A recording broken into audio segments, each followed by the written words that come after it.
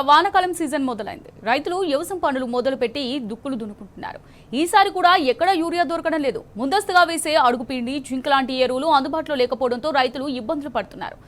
Indent పెట్టి ఎరువుల్ని buffer stock కొనాల్సిన ప్రభుత్వం ముద్రనిద్రపోతోంది. పోయిన యాసంగిలాగానే ఈసారి యూరియా కష్టాలు తప్పేలా లేవంటూ రైతులు ఆగ్రహం వ్యక్తం చేస్తున్నారు. అటు పంట పెట్టుబడికి రుణాలు ఇవ్వకుండా బ్యాంకులు రైతులకు మొండిచేయి చూపిస్తున్నాయి.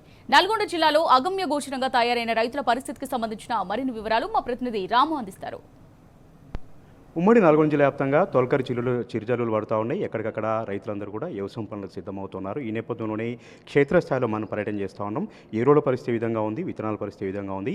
అన్నిటికంటే ప్రధానంగా పంట పెట్టుబడి సంబంధించి రైతులు ఈ విధంగా ఇబ్బందులు ఎదుర్కొంటున్నటువంటి అన్ని అంశాల పట్ల కూడా మనం క్షేత్రస్థాయిలో అడిగి తెలుసుకుంటున్నాం. ప్రధానంగా బ్యాంకర్లు ఇబ్బంది పెడుతూ ఉన్నారు. ప్రభుత్వం కూడా ఎక్కడ కూడా రైతులకు రుణాలు ఇచ్చే విషయంలో చిత్తశుద్ధితో వ్యవహరించలేదంటూ కూడా రైతులందరూ కూడా కొంత అసంతృప్తి వ్యక్తం చేస్తున్న పరిస్థితి కూడా మనకు కనిపిస్తూ ఉంది.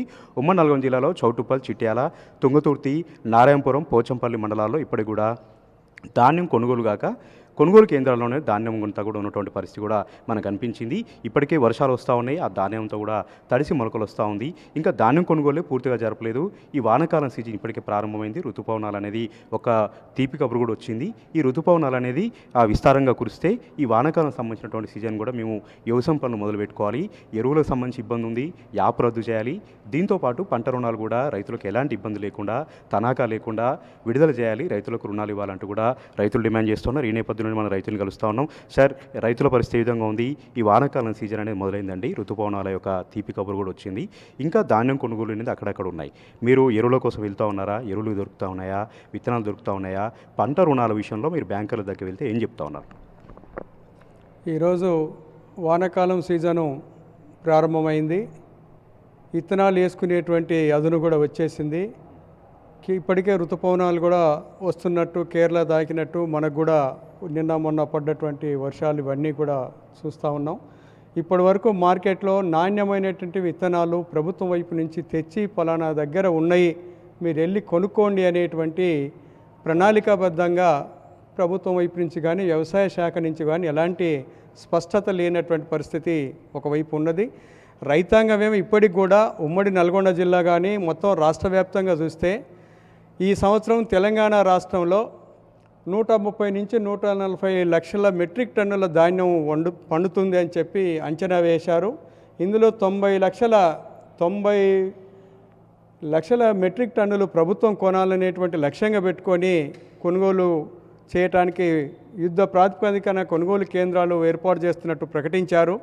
కానీ ఇప్పటి వరకు కొన్నది 50 లక్షల మెట్రిక్ టన్నులు మాత్రమే కొన్నట్టు లెక్కలు వస్తున్నాయి. ఇప్పుడు చౌటుప్పల్ చూసామండి, నారాయణపురం చూసాం, మొలకలు వస్తూ ఉన్నాయి. ఇంకా కొనుగోలు చేయకపోతే ఎట్లా? ప్రభుత్వం ఏమో, ఉత్తమ్ కుమార్ రెడ్డి ఏమో మేము కొనుగోలు అన్నీ కూడా పూర్తి చేసాం, ఒక కట్ ఆఫ్ డేట్కి కొనుగోలు అనేది పూర్తి అయిందని చెప్తా ఉన్నారు. మరి రైతుల పరిస్థితి ఏంటి? ఇప్పుడు చూస్తే 60 రోజుల నుంచి రైతాంగం ధాన్యం కొనుగోలు కేంద్రాల్లో పోసుకొని, ఆరబోసుకొని, తూర్పాలు బట్టి కుప్పలు పోసుకొని ఎదురు చూస్తూ ఉన్నారు.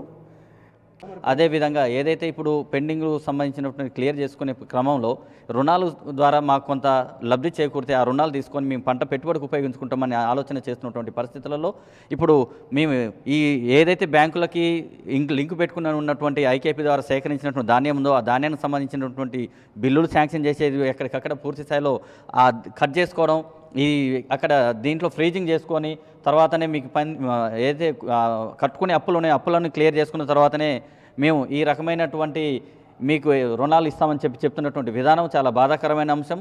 ఎందుకంటే రైతులకు రుణాలు ఇస్తామనేది పూర్తి స్థాయిలో ఇవ్వాల్సిన అవసరం ఉంది. అది కూడా నామమాత్రంగా సరిపడినటువంటి పరిస్థితులలో ఇప్పుడు అన్ని రకాల రేట్లు పెరిగినాయి. కనీసం 1,50,000 నుంచి 60,000-70,000 రూపాయలు ఒక ఎకరాన్ని పెట్టుబడి పెట్టాల్సిన పరిస్థితి. 30 అయిందా అండి? రుణమాఫీ అందరికీ అయిందా? కొంత ఏదో లిటికేషన్లు పెట్టారు, రుణమాఫీ కానటువంటి రైతులకు రుణాలు ఇవ్వట్లేదు. ఎందుకంటే మీది పాత వడ్డీ ఉంది, పాతది ఉంది, అది క్లియర్ చేసి ఇస్తామంటున్నారు. అది ఎంతవరకు కరెక్ట్? అది వాస్తవికంగా రుణమాఫీ అనేది పూర్తి స్థాయిలో జరగలేదనేది తెల్లంగా తెలిసిన విషయమే. ఎందుకంటే అందరికీ చెప్తున్నది ఒకటి, పేపర్ల ప్రకటనలు చేస్తున్నది ఒకటి, వాస్తవికంగా గ్రౌండ్ లెవెల్లో ఉన్నటువంటి రైతుల యొక్క బాధలు ఇంకో రకంగా ఉన్నాయి. కాబట్టి పేరుకి నామమాత్రంగా కొంతమంది చేసి కొంతమంది చేయకుండా తూతూ మంత్రంగా నామమాత్రం చేసిన పరిస్థితి ఉంది. ఇక ఇప్పటికైనా సరే ఈ రైతులకు సంబంధించినటువంటి వానాకాల సీజన్ పేరు మీదైనా పూర్తి స్థాయిలో రుణాలు పర్టికులర్గా మాఫీ చేయాల్సిన బాధ్యత రాష్ట్ర ప్రభుత్వం పైన ఉంది. అదేవిధంగా ఎటువంటి లిటిగేషన్ లేకుండా, ఏ రకమైన షరతు లేకుండా బేషరతుగా ప్రతి ఒక్క రైతు దరఖాస్తు చేసుకుని ప్రతి ఒక్క రైతు కూడా రుణాలు చెల్లించి ఆదుకోవాల్సిన బాధ్యత రాష్ట్ర ప్రభుత్వం పైన ఉందని తెలియజేస్తా ఉన్నాం. యూరియా దొరుకుతుందా? యూరియా యాప్ వల్ల నష్టమే సార్, దానివల్ల నష్టమే. ఏందండి రద్దు చిన్నకారు సన్నకారు రైతులకు యూరియా యాప్ వల్ల చాలా ఇబ్బందులు అవుతున్నాయి. చదువుకోని రైతులు ఇబ్బంది, కొద్ది గొప్ప చదువుకున్న రైతు యాప్ ఆన్ చేయగానే యూరియా అయిపోయిందని చెప్తున్నారు. దానివల్ల చాలా నష్టం. ఎక్కడ పోయినా ఒకవేళ ఇక్కడ యాప్ ఈడ ఆన్ అయితే అది ఎక్కడనో దొరుకుతుంది. ఒక రైతు ఒక బస్తా కోసం ట్రాన్స్పోర్ట్ చాలా దూరం పోవాల్సి వస్తుంది. దానివల్ల రైతుకు చాలా నష్టం సార్. ఇప్పటికే ఎరువులు అనేది తీసుకొచ్చి ఇండెంట్ పెట్టాలి కదా, బఫర్ స్టాక్ పెట్టాలి కదా, ఎందుకు పెట్టట్లేదు ప్రభుత్వం? ఎందుకు ముందస్తు ప్రణాళికతో ముందుకు పోవట్లేదు? అది అంటే ఎక్కడ కూడా స్టాక్ పెట్టట్లేదు. ప్రభుత్వం నిర్లక్ష్యం వల్ల ఇది చాలా వెనకబడిపోయింది. ప్రణాళిక అంటూ లేకుండా వెనకబడిపోయింది. దీనివల్ల రైతుకు చాలా నష్టం వాటిల్లుతుంది. ఆల్రెడీ వానాకాలం సీజన్ స్టార్ట్ అయింది. దీనివల్ల ఎక్కడ కూడా ఏ గోదాంలో కూడా యూరియా స్టాకు లేదు ప్రభుత్వానికి. ప్రభుత్వం యాప్ ఉండడం మంచిదా లేకుండా? ఈ యాప్ అనేది పెట్టి రైతులని చాలా హరిగోస తీపిస్తున్నటువంటి ప్రభుత్వం. ఈ యాప్ ఆల్రెడీ ఇప్పుడు సీజన్ స్టార్ట్ అయినది, సీజన్ స్టార్ట్ అయినది కానీ ఇంతవరకు యాప్ అనేది ఓపెన్ అవుతలేదు. వ్యవసాయ అధికారులను ఎవరిని అడిగినా కూడా పోర్టల్ అనేది ఇంకా ఓపెన్ కాలేదు, కొద్ది రోజుల తర్వాత ఓపెన్ అవుతుందని చెప్తున్నారు. కానీ రైతులేమో ఆల్రెడీ విత్తనాలు వేసుకోవడం జరిగినది. ఈ రైతులకు ఈ యూరియా అనేది తొందరగా తెచ్చిపెట్టుకుంటేనే మంచిగా ఉంటుంది. కానీ ఈ ప్రభుత్వం అనేది ఇంతవరకు యూరియా సప్లై లేదు, ఏం లేదు. ఏమైనా ఒక ప్రణాళిక లేదు. డైవర్షన్ పాలిటిక్స్ చేసుకుంటూ ఈ ప్రభుత్వం కాలం వెళ్ళదీస్తుంది తప్పితే రైతుల మీద ఎలాంటి ప్రేమ లేదు ఈ ప్రభుత్వానికి. మీరు చెప్పండి, యూరియా దొరుకుతుందా అండి మార్కెట్లో? యూరియా అసలుకి చిన్నకారు సన్నకారు రైతులకు అయితే చాలా ప్రాబ్లమ్స్ ఉన్నాయి. పోయిన సంవత్సరం కూడా అటు ఇటే ఉంది, మళ్ళీ ఈ సంవత్సరానికి కూడా స్టాక్ ఉన్నాయని చెప్పడం కూడా ఏం లేదు. చిన్న ఫోన్లు ఉన్న వాళ్ళకి రైతులకైతే చాలా ఇబ్బందిగా ఉంది. పెద్ద ఫోన్లు ఉన్న వాళ్ళకి కూడా ఒక్క యూరియా బస్తా కోసం వేరే మండలాలకు పోవాలని ట్రాన్స్పోర్ట్కు బస్తాకు ఆటో కిరాయి ఏమంటుండే, బస్తాకు 300 చిల్లర మనకు పడుతుంటే అవతల ఆటో వేసుకురానికి ట్రాన్స్పోర్ట్ కిరాయికి 500 నుంచి 600 అడుగుతుండే ఒక బస్తకు కూడా వాడు. అటువంటి ఇబ్బందులు పెట్టి చాలా ఈ గవర్నమెంట్ అటువంటి రైతులకు చాలా ఇబ్బందులు పెడుతుంది. కాబట్టి ఆ యాపే మొత్తానికి తొలగించి ఏ షాప్లో కానీ అందుబాటులో ఉన్న షాపులలో కూడా రైతులకు మేలు జరిగేటట్టు ఈ మందు బస్తాలు సప్లై చేస్తే బాగుంటుంది. పంట రుణాలు అయితే ఇప్పుడు అద్మానంగా తయారయ్యాయి. మొత్తానికి రుణమాఫీ కూడా కాలేదు. ఆ రైతు బంధు అనేసి సగానికి 2 ఎకరానికి కట్ చేసి పెట్టిండు. అవి కూడా మొత్తానికి వెళ్ళి బ్యాంకుల కాడికి పోతే మాకేం లేదు, కొత్త రుణాలు పాత రుణాలు సగం మాఫీ కాలేదు, మీ మొండి పద్ధతులు ఉన్నాయనేసి వాళ్ళు చెప్తారు. ఇక డిపార్ట్లో కొన్ని అకౌంట్లు పడ్డాయి, ఈ 2 లక్షలు చేసినామని చెప్తారు. కానీ ఎక్కడ చూసినా కానీ ఎవరికి కూడా కాదు, ఎవరికో ఒకరికి అయింది. ఆ అయిన వాళ్ళకి కూడా మళ్ళీ కొత్త రుణాలు తీసుకుందామని కూడా మళ్ళీ ఇస్తలేరు. అది ఇటువంటి కాకుండా మంచి నిర్ణయాలు తీసుకొని చేస్తే బాగుంటుందని మా ఆలోచన. రైతులందరూ ప్రైవేట్ వడ్డీ వ్యాపార దగ్గరికి వెళ్తున్నారా అండి పంట రుణాలు ఇవ్వకపోవడం వల్ల? వెళ్తున్నారు సార్. రైతులు మొత్తం పూర్తిగా అప్పుల పాలై ఏమైనా ఊరేసుకునేది ఒకటే ఉంది తక్కువ ఈ ప్రభుత్వంలో. ఊరేసుకోవడం ఒకటే తక్కువ ఉంది. ఎందుకంటే సార్ అంటే 2018 అని చెప్పేసి లిమిట్ పెట్టినావు నువ్వు. 2016కు ముందుకే అప్పున్నోళ్ళు ఉన్నారు బ్యాంకులో. కేసీఆర్ ఏం చేసిండు సార్ అంటే 1,50,000 2 లక్షలు ఉన్న వాళ్ళకు ₹1,00,000 రుణమాఫీ చేసిండు. 2018 లోపు చేసేసిండు. ఈయన ఏం చేసిండంటే రేవంత్ రెడ్డి ఏం చేసిండంటే ఒక లిమిట్ పెట్టిండు సార్. 2018 నుంచే కటప్ చేసి 2018 నుంచి ఉన్న వాళ్ళ వరకే అని చెప్పేసి దాన్ని చేసేసరికి ఏమైందంటే అంతమందుకు ఉన్న వాళ్ళ అప్పు పరిస్థితి ఏం సార్? మీరు తీసుకోరు, నా ప్రభుత్వం వస్తే మీరు తీసుకోరు, ఇస్తాను చెప్తివి. ప్రభుత్వం వచ్చింది, కొంతమందికి అయ్యింది. అసలు 2018, 2020లో ఉన్నోళ్ళు చాలా వందల మంది రైతులు ఉన్నారు సార్. వాళ్ళకి ఎట్లా ఇస్తారు సార్ రుణాలు?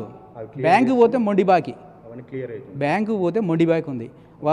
బ్యాంక్ ఆయన ఏమంటుండంటే ఇవి మీరు కట్టండి, ఇవి కడితే మళ్ళీ మీకు రెన్యువల్ చేస్తా. వడ్డీ పెరుగుతుందా మరి? వడ్డీ పూర్తిగా వడ్డీకి వడ్డీ అయింది సార్. అంటే కేసీఆర్ హయాంలో 1,00,000 ఉన్నది. 1,00,000 ఉంటే ఏం చేసిండంటే నేను 1,00,000 ఇస్తాను అని చెప్పేసి కేసీఆర్ 1,00,000 చేసిండు సార్. ఓకే, 1,00,000 చేసిన తర్వాత ఇంకా మిగిలిన బ్యాలెన్స్ ఎంత ఉంటుంది? 50 ఉంటుంది సార్. 1,50,000 50 ఇంటి ఈరోజు ఎంత అయింది? అది 1,50,000 అయింది. ఎట్లా సార్ పరిస్థితి? తీసుకున్నోడికే చెల్లుబాటు అయింది. ఈ రుణమాఫీ అంటోనికి ఎవరికి జరగాలి సార్?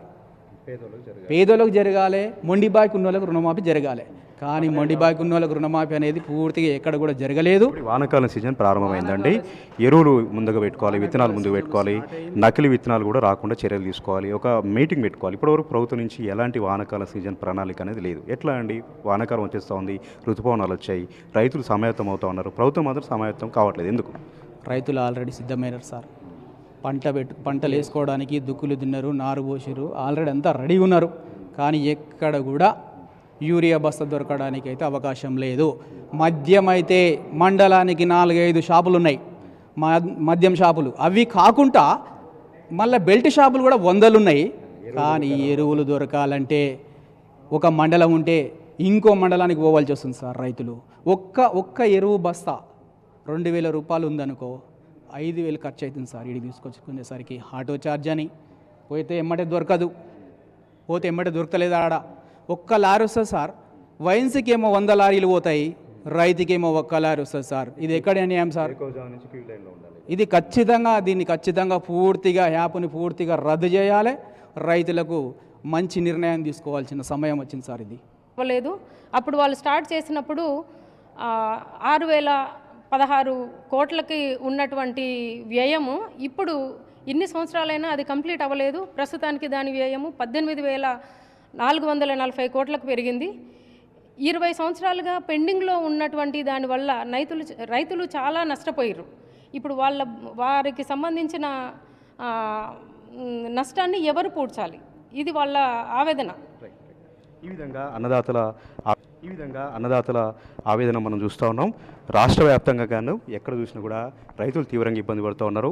ఉమ్మడి నల్గొండ జిల్లాలో వ్యవసాయం పనులు ఇప్పటికే ప్రారంభమయ్యాయి.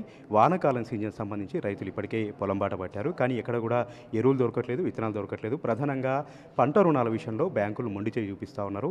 ప్రభుత్వం వద్ద ఒక ప్రణాళిక లేదు. ప్రభుత్వం రైతులకు రుణాలు ఇవ్వాలని ఎక్కడ కూడా ఆదేశాలు జారీ చేయలేదని కూడా చెప్తా ఉన్నారు. పాత రుణాలు పాత వడ్డీలు చెల్లిస్తేనే, రెన్యువల్ చేసి ఎక్కడికక్కడ క్లియర్ చేస్తేనే కొత్త రుణాలు ఇస్తామంటూ కూడా మెలిక పెడుతుండడంతో ఎక్కడికక్కడ రైతులు పంట రుణాలు లేక ప్రైవేటు వడ్డీ వ్యాపారుల వద్దకు వెళ్ళి అప్పుల పాలవుతున్నారు. చితికిపోతున్నటువంటి పరిస్థితి ఉమ్మడి నల్గొండ జిల్లా వ్యాప్తంగా కూడా మనకు కనపడుతోంది. కెమెరా పర్సన్ వెంకట్తో రామ్ టీ న్యూస్, నల్గొండ.